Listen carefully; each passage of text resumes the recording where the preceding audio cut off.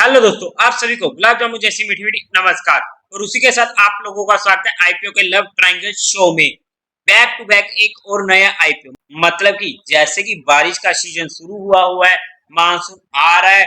और जहां पर इतना ज्यादा मानसून आ चुका है कि स्पेशली अगर मैं नॉर्थ साइड की बात करूं, मतलब कि हमारे रीजन की, तो वहां पर तो इतना ज्यादा बारिश हो चुकी कि सिटीज डूब रही हैं और वहां पर माहौल बना हुआ है थोड़ा पैनिक।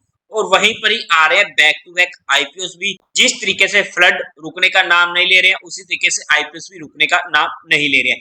लेकिन इस बार जो आईपीओस आ रहे हैं, वहां पर हमारे पास काफी ज्यादा इंटरेस्टिंग चीजें हो रही है, बिकॉज आईपीओस काफी ज्यादा अच्छे आ रहे हैं। क्योंकि कंपनीज को मालूम है कि अगर हम अच्छी वैल्यूएशन नहीं लेकर आएंगे, तो वहां पर अब रिटेलर्स की तरफ से उन्हें अच्छा रिस्पॉन्स नहीं मिलेगा। और वहां पर उन्हें फिर फंडिंग नहीं होगी, तो उनको अपना आईपीओ वापस लेना पड़ सकता है। तो इसलिए वहां पर उन्होंने हमारे लिए भी अच्छा स्कोप छोड़ रहे हैं। तो इसलिए उन्होंने अपनी वैल्यूएशन पर कंट्रोल करते हुए, हम रिटेलर्स और एचएनआई कैटेगरी में बात करूं स्पेशली, तो हमारे लिए एक अच्छा स्कोप छोड़ रहे हैं। तो हम आज इस कंपनी के बारे में फुल डिटेल में डिस्कस करने वाले हैं कि कंपनी का बेसिक से लेकर एडवांस तक क्या काम होने वाला है, उसके पॉजिटिव से लेकर नेगेटिव तक, कंपनी का ऑब्जेक्टिव और उसी के साथ साथ टाइम टेबल, और उस ऑब्जेक्टिव को पूरा करने के लिए किस वैल्यूएशन पर कंपनी आ रही है, और साथ ही साथ पीयर टू पीयर कंपैरिजन में जाकर भी चेकआउट करने की कोशिश करेंगे। और उसी के साथ साथ इसमें मेरा पर्सनल एंड फाइनल डिसीजन क्या रहने वाला है। क्लियर एंड सिंपल वर्ड्स में एजुकेशन पर्पस, वहां पर हम हर चीज को डिस्कस करने वाले हैं। मतलब कि हम कंपनी का पूरा कच्चा चिट्ठा आज के इस वीडियो में खोलने वाले हैं। तो अभी से ही इस वीडियो को लाइक कर दीजिएगा और साथ ही साथ चैनल को सब्सक्राइब कर दीजिएगा। नेटवर्क टेक्नोलॉजी इंडिया लिमिटेड लेके आ रही है अपना जी आईपीओ। अगर मैं स्टार्टिंग में इसमें अपने पर्सनल डिसीजन की बात करूं, तो इस आईपीओ को मैं एचएनआई कैटेगरी से अपने हर फैमिली मेंबर के अकाउंट से अप्लाई करने का ऑलमोस्ट प्रोग्राम कर चुका हूं। लेकिन जो मेरा पर्सनल डिसीजन होने वाला है, जो मैंने आप लोगों के साथ एजुकेशन और लर्निंग पर्सपेक्टिव डिस्कस किया है, आप लोगों का जो भी डिसीजन हो पहले वीडियो को देख लीजिएगा, फिर उसको समझ लीजिएगा, उसके बाद ही अपना कोई डिसीजन बनाइएगा अपने रिस्क रिवार्ड रेशियो को मेंटेन करते हुए। और उस रिस्क रिवार्ड रेशियो को मेंटेन करने के बाद अपने फाइनेंशियल एडवाइजर से पूछ कर कोई ना कोई डिसीजन बनाइएगा। अगर हम कंपनी की बात तो 1999 में इस कंपनी की इनकॉर्पोरेशन हुई थी, मतलब कि एक अच्छा खासा एक्सपीरियंस ऑलरेडी इनके पास होने वाला है। अगर हम कंपनी के मेन काम की बात करें, तो हाई एंड कंप्यूटिंग सॉल्यूशन को ये प्रोवाइड करती है। अगर हम आसान भाषा में समझने की कोशिश करें, तो इनके पास जो मेन काम होने वाला है हाई परफॉर्मेंस कंप्यूटिंग, यानी कि सुपर कंप्यूटिंग की अगर हम बात करते हैं, तो वहां पर मेनली आ जाता है। अब सुपर कंप्यूटर्स का तो काफी लोगों को पता ही है, और स्पेशली अगर आप आईटी सेक्टर, सीएससी सेक्टर से हो या टेक्नोलॉजी वाले सेक्टर से, तो आप लोगों को इस बारे में काफी ज्यादा नॉलेज होगी। सेकंड होने वाला है इनके पास private cloud and hyper converge infrastructure के लिए। थर्ड, जो आने वाले टाइम का फ्यूचर होने वाला है एआई, उस सिस्टम को और एंटरप्राइजेस वर्क स्टेशन का भी ये काम करती है। और उसी के साथ साथ high performance storage, data centre server और software and service for our SCS offering. मतलब कि अगर हम प्रोडक्ट पोर्टफोलियो की बात करते हैं, तो एक अच्छा काम इनके पास होने वाला है। लेकिन कंपनी का साइज अभी काफी छोटा है, तो काफी छोटी जब कंपनी होती है, तो उन्हें ग्रो करने में काफी ज्यादा इजी होती है। लेकिन जैसे जैसे कंपनी का साइज बड़ा होता जाता है, वहां पर उनकी जो ग्रोइंग रेट है थोड़ी थोड़ी डिक्रीज होती रहती है। तो जब आगे ये कंपनी ग्रो करेगी, तब हमें वहां पर देखना पड़ेगा। लेकिन अगर हम सिंपली लिस्टिंग पर्सपेक्टिव से बात करें, तो एक अच्छी कंपनी जो हमारे पास होने वाली है। अगर हम कंपनी की मेनली बात करें शॉर्ट में, तो कंपनी डिजाइन करती है, मैन्युफैक्चरिंग करती है, डिप्लॉयज करती है अपने एचसीएस कंप्राइजिंग को, जहां पर ये middleware solution end user utility and pre compliant application stacks वगैरह प्रोवाइड करती है। मतलब कि अगर हम देखते हैं ना कंपनी ने की डिटेल्स को, अगर हम स्टडी करने की कोशिश करेंगे, देखो सीरियसली बोलूं, मैं सीएस या आईटी डिपार्टमेंट का पर्सन नहीं हूं, तो मुझे इस चीज के बारे में प्रॉपर्ली इतनी नॉलेज नहीं है अगर मैं टेक्निकल वर्ड्स में जाने की कोशिश करता हूं। लेकिन विद माय बेस्ट मैं आप लोगों को समझाने की थोड़ा बहुत कोशिश करने वाला हूं। अगर हम मेनली बात करते हैं, तो इनके जो कंप्यूटर्स इन्होंने डिजाइन किए हैं, उनमें से दो सुपर कंप्यूटर्स 10 टाइम्स वो लिस्ट में आए हैं। अगर हम वर्ल्ड के टॉप 500 सुपर कंप्यूटर्स की बात करते हैं, जो इनके लिए काफी ज्यादा प्राउड मूवमेंट होने वाली है, और स्पेशली इंडिया के लिए। अगर हम 23 के अकॉर्डिंग भी देखते हैं, तो इन्होंने 300 से ज्यादा सुपर कंप्यूटर सिस्टम और 50 private cloud and HCI installation, over 4000 accelerated and GPU based AI system, enterprise workstations and HPS solution, with throughput out storage of up to 450 GB per second install किए हैं। अगर अब मैं वही बात है कि टेक्निकल में जाने की कोशिश करूं तो सॉरी, वो चीजों का मुझे भी इतना नहीं पता है। लेकिन कंपनी का अगर हम प्रोडक्ट पोर्टफोलियो, अगर हम काम की बात करें, वो काफी ज्यादा अच्छा होने वाला है। अगर हम कंपनी के कस्टमर्स बेस की बात करते हैं तो वहां पर अगर हम सेक्टर्स की बात करते हैं तो IT enabled services, entertainment and media, banking, financial services and insurance, national data centres and government entities इस सेक्टर में इंक्लूड होने वाली है।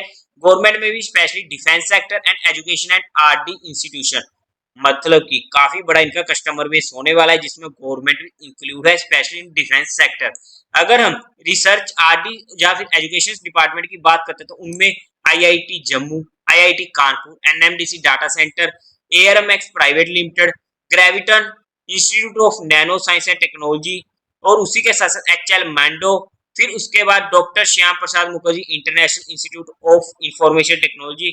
आप पढ़ सकते हैं कि काफी ज्यादा इनका कस्टमर बेस रहने वाला है।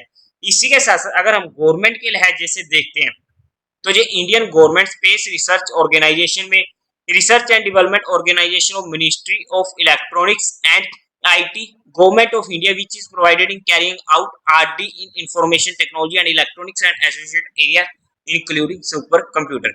मतलब कि इनका जो कस्टमर बेस है प्राइवेट में तो है ही है, लेकिन गवर्नमेंट में भी अच्छा खासा रहने वाला है, और कंपनी काफी ज्यादा ग्रो कर रही है। वो हमें इसके फाइनेंशियल में देखने को मिलेगा, जिसे हम डिस्कस भी करेंगे। अगर हम कंपनी के टाइम टेबल की बात करते हैं तो ओपनिंग होगी 17 ऑफ जुलाई को, क्लोजिंग होगी 19 ऑफ जुलाई को।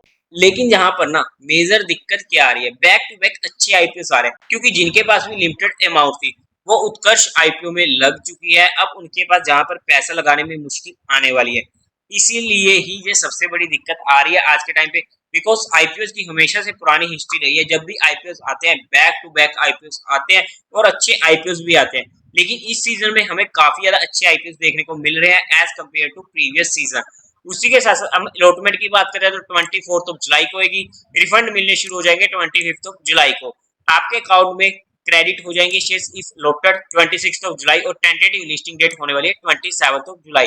अगर आप अप्लाई करें तो आपके पास लास्ट टाइम होने वाला है यूपीआई मैंडेट को कंफर्म करने का 19 जुलाई को 5 बजे से पहले पहले आपको यूपीआई मैंडेट अप्रूव करना होगा। इसी के साथ साथ अगर हम कुछ और डिटेल्स की बात करते हैं तो ₹2 पर शेयर का फेस वैल्यू रहने वाला है, 475 से ₹500 पर शेयर का प्राइस बैंड होने वाला है। हमें अप्लाई करना है कट ऑफ प्राइस यानी कि ₹500। अगर एचएनआई कैटेगरी में अप्लाई करने तो हमें वहां पर 500 ही फिलअप करना होगा। 30 शेयर्स का एक लॉट रहने वाला है। टोटल इशू साइज होगा 631 करोड़ का, एक छोटा सा साइज ही होने वाला है। फ्रेश इशू होगा 206 करोड़ का। और जो इस आईपीओ का सबसे मेजर नेगेटिव पॉइंट जो हमें देखने को मिल रहा है वो मिलने रहा है 425 का ओएफएस, मतलब कि एक अच्छा खासा प्राइस इन्होंने ओएफएस साइज में डाला है, जहां पर जो इनके एग्जिस्टिंग ओनर्स अपना माल बेचकर निकलने वाले हैं। ₹25 पर शेयर का एम्प्लॉइज को डिस्काउंट मिलने वाला है। बीएससी एनएससी दोनों पर ये आईपीओ लिस्ट होने वाला है। कोटा की बात करते हैं तो क्वालिफाइड का 50% का, एचएनआई का 15% का, और रिटेल कैटेगरी का 35% का कोटा रहने वाला है। इसी के साथ साथ अगर हम आईपीओ के लोट साइज की बात करते हैं तो रिटेल कैटेगरी में एक लोट 30 शेयर्स का होने वाला है, जिसकी अमाउंट पड़ने वाली है ₹15,000 की। एक लोट से ज्यादा अप्लाई करने का कोई फायदा नहीं है, बिकॉज ये आईपीओ इजीली ओवर सब्सक्राइब होने वाला है। अगर हम स्मॉल एचएनआई में बात करते हैं तो 40 लोट्स के लिए हमें अप्लाई करना पड़ेगा। 420 शेयर्स की वहां पर हमारे पास क्वांटिटी हो जाएगी, अमाउंट हो जाएगी 2,10,000। अगर हम बिग एचएनआई में बात करें तो 67 लोट्स के लिए हमें अप्लाई करना पड़ेगा।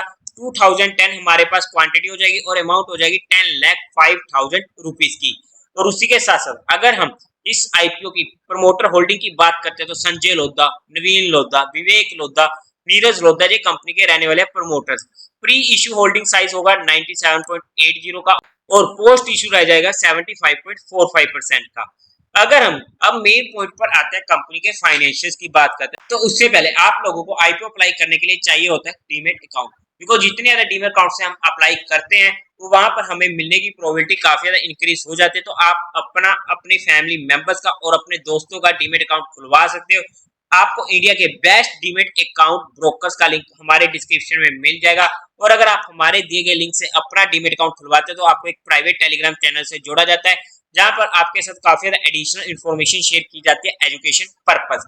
अब अगर हम कंपनी के फाइनेंशियल्स की बात करते हैं तो यहाँ पर आप लोग देख सकते हैं टोटल असेट्स लगातार हमें इंक्रीज कर देखते हुए मिलने को मिले 51 करोड़ से अप्रोक्स पहुंच चुके 265 करोड़ 2023 में। मतलब कि 3 सालों में 5 गुना से ज्यादा जी इनका टोटल असेट्स इंक्रीज हुआ, जो कि काफी अच्छा हमें देखने को मिला है।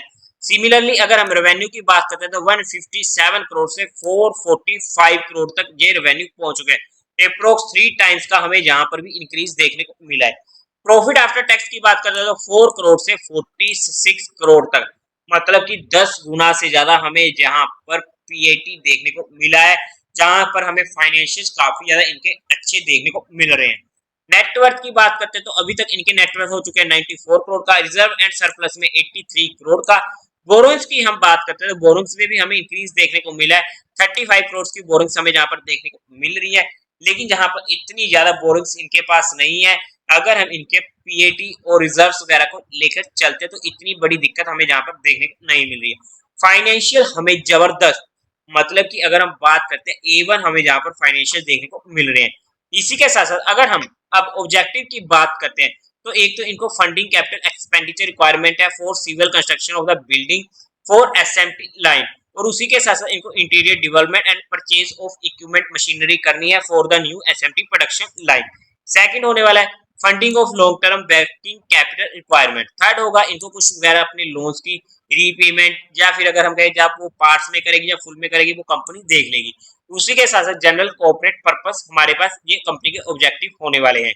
अब अगर हम देखने की कोशिश करेंगे इन ऑब्जेक्टिव को पूरा करने के लिए कंपनी किस वैल्यूएशन पर अपना ये आईपीओ लेके आने वाली है, तो उससे पहले अगर आप लोगों को म्यूचुअल फंड में या इंश्योरेंस सेगमेंट में कोई भी हेल्प चाहिए हो, आपकी कोई भी क्वेरी हो, जब आपको कुछ भी ओपन करवाना तो आपको डिस्क्रिप्शन में मेरा नंबर मिल जाएगा, आप मुझसे कांटेक्ट कर सकते हैं। वहां पर आपकी क्वेरी को जल्दी से जल्दी सॉल्व करने की कोशिश की जाएगी। और उसी के साथ साथ आप लोग हमारा टेलीग्राम चैनल भी ज्वाइन कर सकते हो। टेलीग्राम चैनल का लिंक भी आपको डिस्क्रिप्शन में मिल जाएगा, या फिर आप direct market love affair search करके वहां से भी ज्वाइन कर सकते हो। अब अगर हम कंपनी की बात करते हैं, अगर हम अपनी इस कंपनी की आईपीओ की बात करते हैं तो ईपीएस हमारे पास निकल कर आती है 4.41 की, और उसी के साथ साथ रिटर्न ऑन नेटवर्थ निकल के आती है 67.85 की। एक अच्छा हमें जहां पर रिटर्न ऑन नेटवर्थ भी देखने को मिल रहा है। अगर मैं पीई रेशियो की बात करूं तो हमारे पास जहां पर पीई रेशियो निकल के आती है 113 की, मतलब कि अगर हम वैल्यूएशन वाइज देखते हैं बाकी कंपनियों से तो एक अच्छी वैल्यूएशन कंपनी मांग रही है। लेकिन जहां पर कंपनी के फाइनेंशियल इतने जबरदस्त हैं कि जहां पर वो हैवी वैल्यूएशन की डिमांड कर सकती है, और उसके बावजूद भी हमारे पास इतना अच्छा स्कोप इसमें बच जाता है। एटलीस्ट लिस्टिंग पर्पस तो हमें बच ही जाता है। और अगर हम पीयर टू पीयर एक कंपैरिजन में चलते हैं तो सिरमा एचजीएस जिसका आईपीओ आया था और काफी लोगों को मजा भी आ चुका होगा, ईपीएस 5.25 की और पीई रेशियो 50 की, काफी ज्यादा कम है, लेकिन इसके फाइनेंशियल्स भी हमें काफी ज्यादा दिक्कत में देखने को मिलते हैं as compare to this IPO. Return on network 13.58 की, केएनएस टेक्नोलॉजी ईपीएस 9.70 की, पीई रेशियो 105 की और रिटर्न ऑन नेटवर्क 24 की।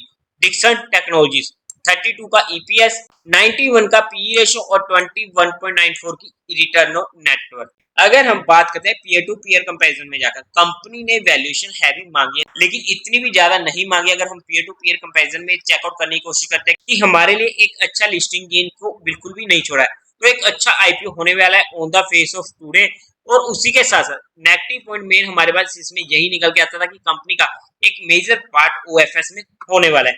इसी के साथ साथ अगर हम इस कंपनी के जीएमपी की बात कर ले तो आज के टाइम पे इसका जीएमपी 68% का चल रहा है, काफी अच्छा जीएमपी भी हमें देखने को मिल रहा है। मैं अपना पर्सनल डिसीजन आप लोगों को स्टार्टिंग में बता चुका हूं, तो आपका जो भी डिसीजन हो वो मुझे कमेंट करके जरूर बता दीजिएगा। और उसी के साथ साथ देवी और सज्जनों, उम्मीद आप लोगों को ये वीडियो अच्छी लगी होगी, तो इस वीडियो को लाइक कीजिएगा, शेयर कीजिएगा और साथ ही साथ चैनल को सब्सक्राइब करें। हर हर महादेव।